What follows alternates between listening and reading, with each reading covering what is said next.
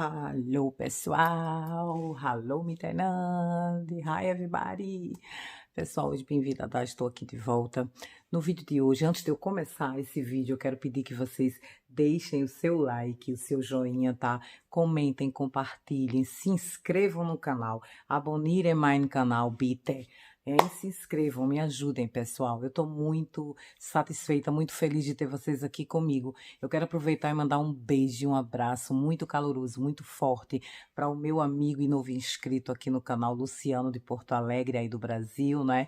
Luciano, um beijão no teu coração. Patrícia Santos, Valentim, Natália, Josi, a mãe de Valentim. Gente, todos vocês são muito importantes e especiais para mim, não só pelo fato de estarem acompanhando aqui os meus posts, né, os vídeos que eu tenho feito para vocês com muito carinho, mas por essa interação mesmo, por vocês estarem interagindo aqui comigo. Isso me deixa muito, muito feliz, de verdade. Eu só agradeço a Deus e a vocês pelo carinho de todos, tá?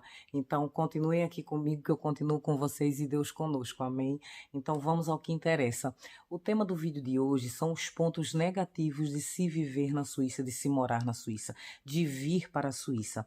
Isso é algo que comentaram comigo, conversaram comigo, pessoas do meu ciclo de amizade, tá, pessoal? Daqui, pessoas daqui, quer dizer, pessoas que são do Brasil e de outros países, mas que moram aqui e que me questionaram, assim, ou de certa forma quiseram sugerir por que que eu não falo também os pontos negativos de se morar na Suíça, de se viver aqui. Mas na minha concepção, cada um tem o seu ponto de vista, então eu não tenho muito o que falar com relação ao que muitos acham ou consideram, na verdade, negativo, como, por exemplo, o custo de vida que é alto. Eu já falei isso para vocês, mas o custo de vida realmente é alto, porém, se ganha um salário suficiente para se manter nesse padrão de vida, né? Dependendo de onde você vai morar. Porque de onde eu venho, por exemplo, daí do Brasil, da área que eu venho, da região, da cidade, do bairro, eu tinha uma vida simples, humilde, e aqui não é diferente. Só que aqui as possibilidades são melhores e maiores para que a gente tenha um certo conforto a mais, ou coisas que parecem luxúria, e que são muitas das vezes. Então hoje eu posso me dar o luxo de ter e de fazer, porque no Brasil eu não tinha essas condições, eu não tinha esses recursos. Só que eu trabalhava também no Brasil e tinha uma vida árdua de trabalho duro, né? Honesto, digno, como eu faço aqui, entendeu? E nenhum tipo de trabalho aqui ou em qualquer lugar do mundo é imoral ou indigno ou impróprio ou vergonhoso, não. Então, assim, existe um custo de vida alto? Existe, é verdade, é. Mas você ganha para se manter, você tem condições de viver aqui, senão eu não estaria aqui. E todos que aqui estão também não estariam, não é verdade? Então, se esse é um ponto negativo, eu particularmente não vejo assim. Não vou dizer que é super. Como eu posso dizer, é bom demais, é maravilhoso você ganhar razoavelmente bem dentro de um padrão que você antes não tinha e nem sequer imaginava ou sonhava, e mesmo assim você paga muito alto, muito caro para continuar aqui, para sobreviver aqui. Sim, mas você não trabalha? Então eu vi até uma reportagem um dia desses, aí do Brasil, de Recife, né, da minha cidade mesmo, né? E na verdade do meu bairro, tá? Que é muito grande, é um bairro muito populoso, né? Casa Amarela. Só que a reportagem estava dentro da estação de trem, não, da estação de ônibus, que a gente chama integração. A integração da Macaxeira, que é um bairro próximo que faz parte de Casa Amarela, né? Que é do mesmo subúrbio de onde eu venho, entendeu? E o homem falou assim, o repórter perguntou, não muda a situação dos ônibus, são sempre lotados, esse vulco-vulco. E aí o rapaz respondeu, eu não vejo isso, não é confortável andar no ônibus lotado e em pé. Porém, por outro lado, eu vejo que isso significa que muita gente está indo trabalhar como eu. Se o ônibus está lotado a essa hora da manhã, porque é sempre assim, o histórico da gente, né? Aí a correria, mas isso significa que todos aqui são trabalhadores e estão indo para o trabalho. Então, é algo positivo que todos que estão aqui, pelo menos aparentemente, estão empregados, têm algo importante e assim de responsabilidade para fazer, para cumprir naquele horário, mesmo que seja um horário de pico, de correria, de vucu-vucu. Então, assim, na minha concepção, mesmo sendo um país caro, que eu não nego e não escondi isso de ninguém nos meus vídeos anteriores, mas a gente que está aqui, a gente trabalha e tem condições sim de manter esses padrões caros, porque a gente recebe também para isso, tá bom? E depende muito da situação em que cada um escolhe viver, né? Se você quer viver só de luxo, de luxúria, de usura, de vaidade, paga-se também um preço, é claro, tudo na vida, para tudo nessa vida tem um preço, tá, gente?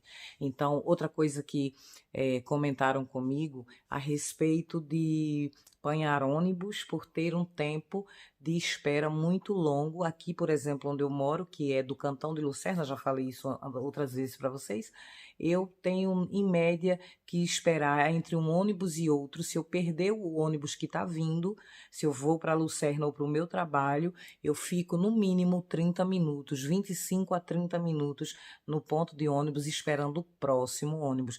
Então, o fluxo de ônibus de transporte público aqui nos locais que mais afastados, são mais afastados do centro, como a cidade, que é a cidade de Lucerna, né?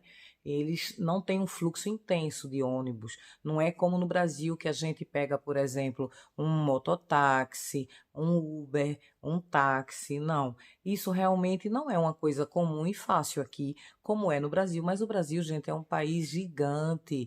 Se você comparar o Brasil com a Europa, por exemplo, toda a Europa, não é a Suíça apenas, toda a Europa cabe dentro do Brasil. Será que o nosso país é grande? Então, quanto maior o país, maiores as possibilidades e os recursos, mesmo que muitos, ou a grande maioria de nós, não tenhamos vidas luxuosas, vidas confortáveis, mas a gente tem mais opções de meios de transporte, de carona, de pegar um Uber, como eu falei, um mototáxi. Aqui não existe essa facilidade, não existe essa, como é que eu posso dizer, esse fluxo intenso. Não existe nem fluxo, tá? Não. O ônibus é da onde eu moro. Cada local tem um ônibus específico e separado, classificado por um número e o nome do destino para onde esse ônibus vai, de onde para onde, tá? E não é uma coisa comum como no Brasil. A outra coisa que parece um ponto negativo, na opinião das pessoas, na minha opinião, honestamente, gente, eu não vejo assim. Eu não vejo como algo negativo, não. É só você se adaptar ao sistema, é só você se adequar ao sistema, é só você estar preparado ou se preparar para se adentrar, se adequar ao processo do país, como funciona, o funcionamento das coisas, não é?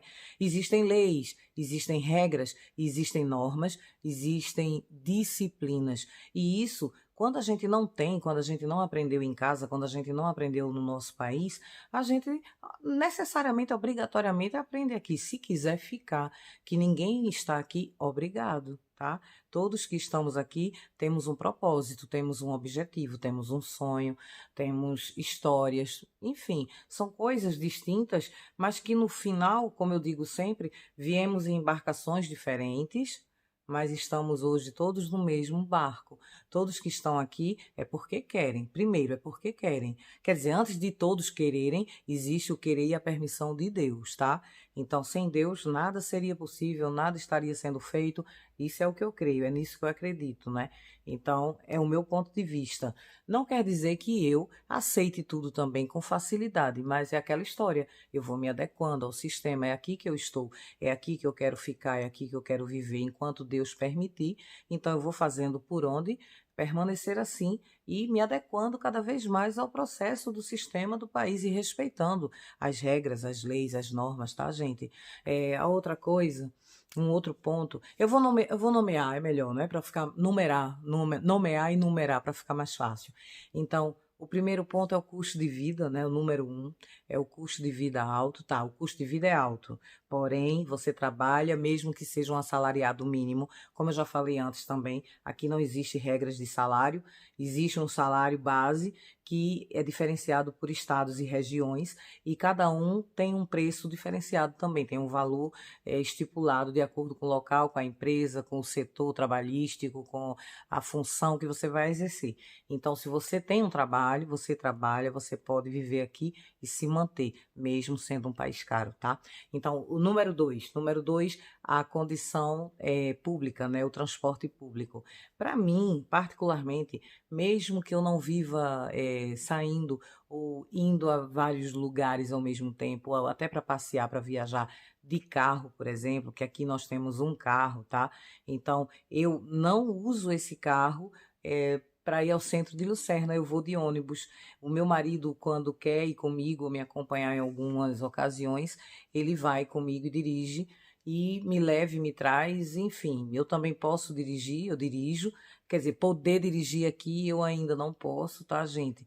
Mas eu estou me preparando para isso. Eu sou habilitada no Brasil, vocês sabem, há mais de 20 anos. Quer dizer, quem sabe é quem me conhece, né?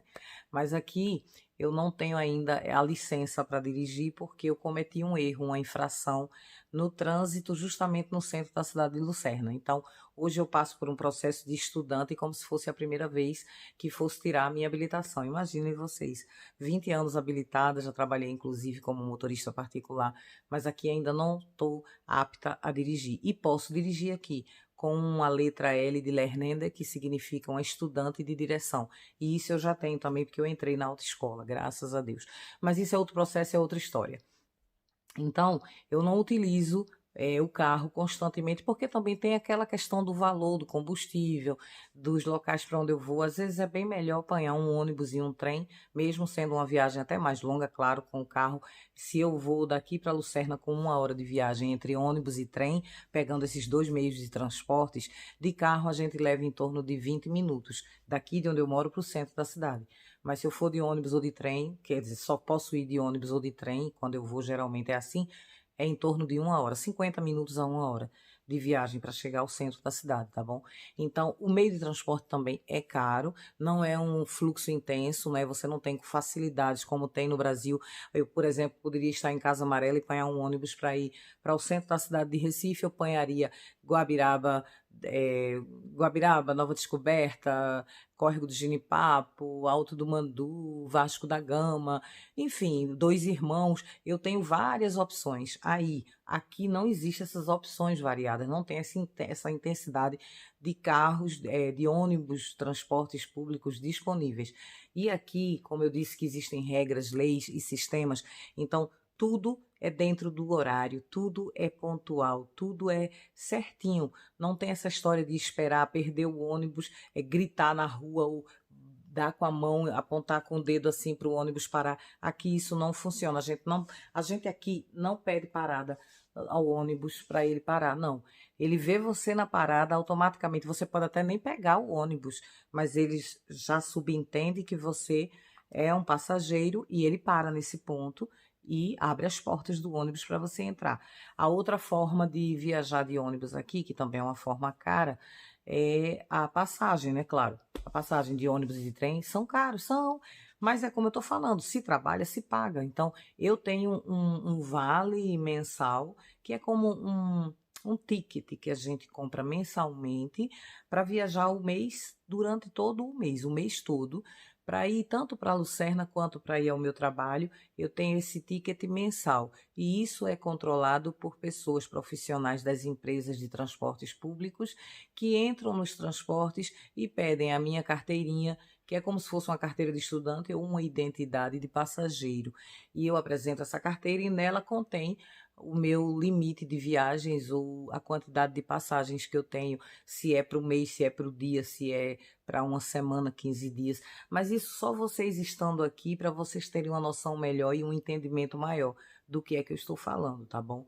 Então é um meio de transporte caro, não é alternativo como no Brasil, várias opções, não tem um fluxo intenso, mas existe o meio de transporte, você paga por ele muito caro, mas você tem segurança, né? Você tem conforto. Geralmente você não põe ônibus lotado, exceto nos fins de semana, em feriados, quando tem agora, por exemplo, que está nevando, está chegando frio, então existe um fluxo maior de turistas e de pessoas que vão para as montanhas para esquiar na neve ou fazer outros eventos nos Alpes. E aí os ônibus geralmente vêm lotados porque é uma intensidade maior de passageiros. Mas normalmente todos os passageiros aqui, na maioria das vezes, do percurso da cidade de Lucerna até chegar onde eu moro, vem sentadinho, não tem aquele vucu-vucu, aquele imprensado, aquele ruge-ruge, não, tá? E o outro ponto eu até anotei aqui é a burocracia das documentações.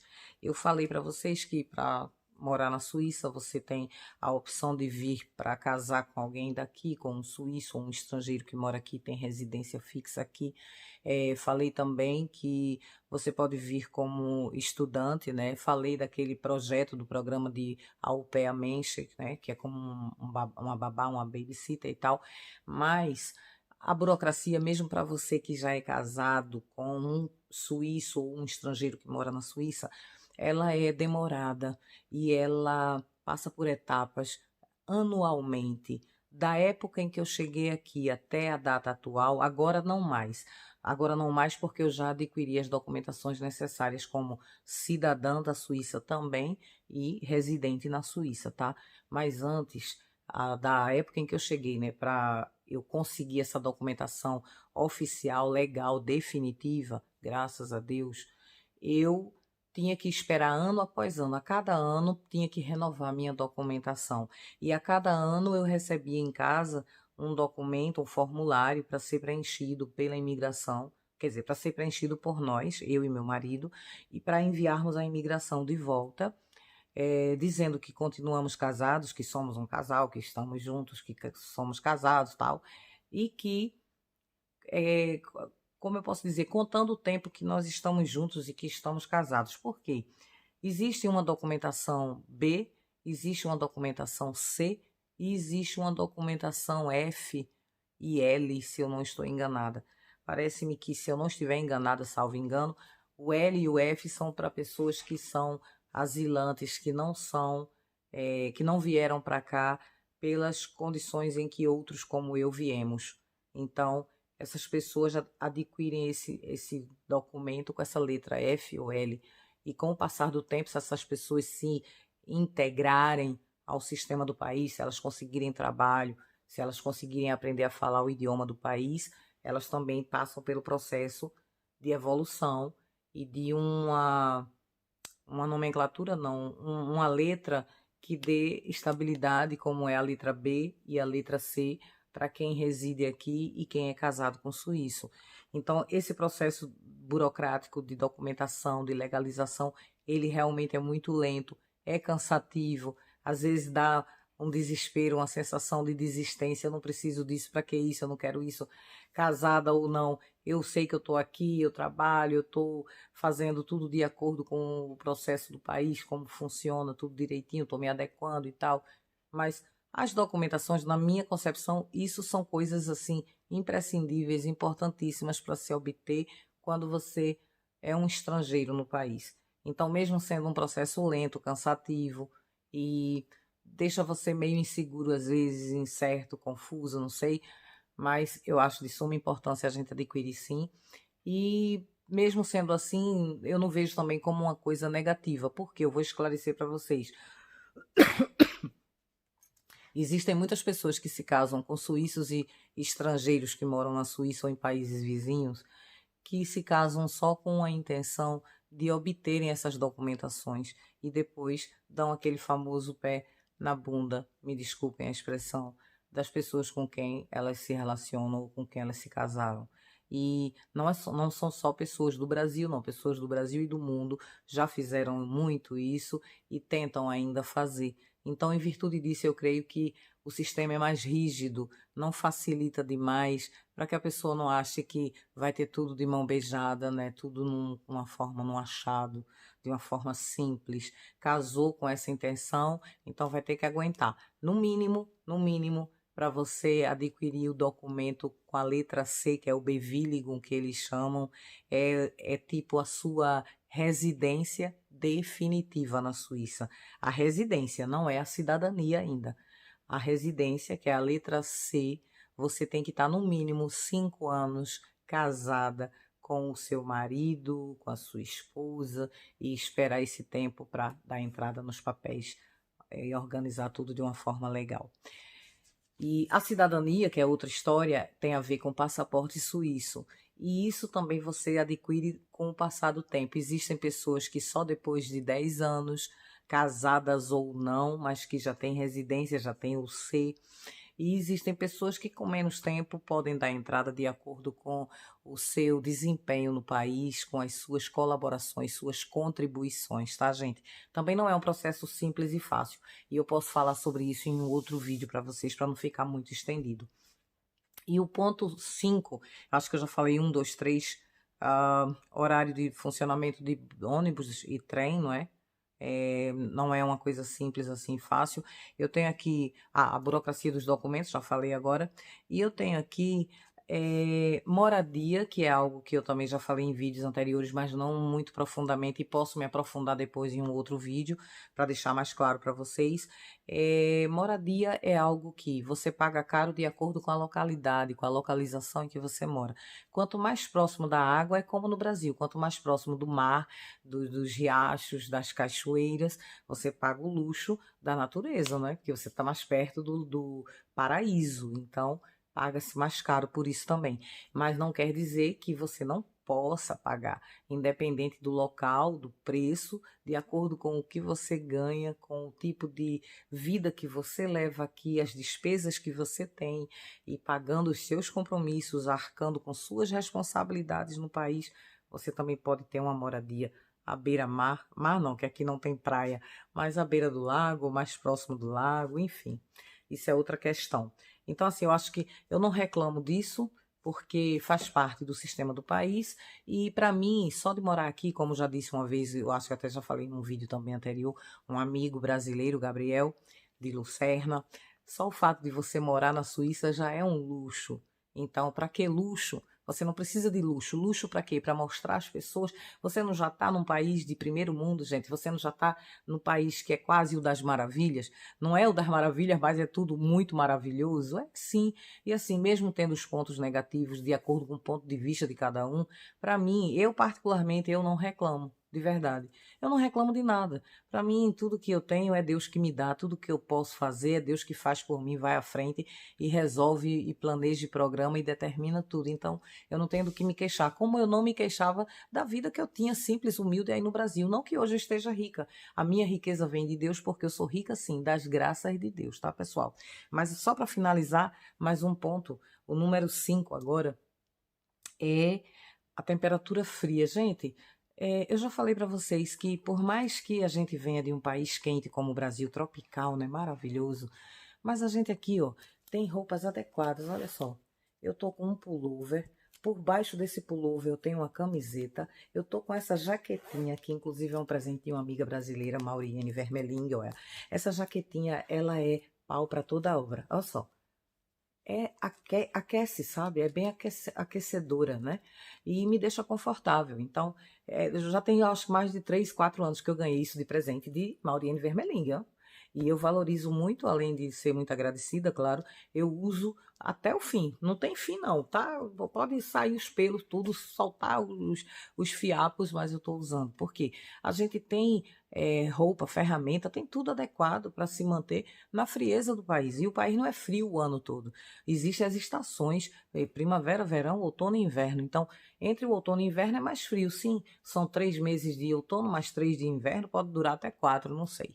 Mas tudo depende do trabalhar e do querer de Deus, que é Ele quem faz o vento e a chuva, e tudo é nas mãos dele, para mim, não é?